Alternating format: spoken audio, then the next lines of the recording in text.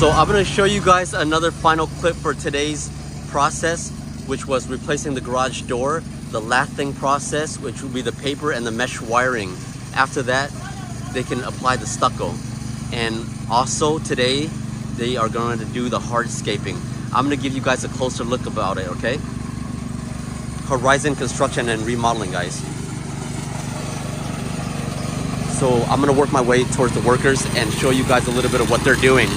Apologies for the noise, guys.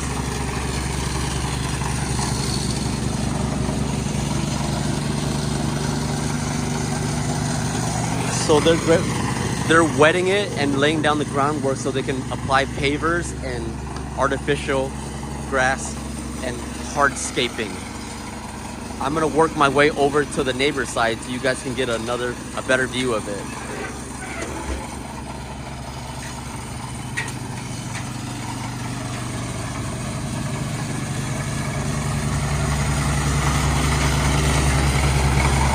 And there you have it, guys. So the side of the house is done. The chimney has been painted and the stucco is dry and it's smooth now.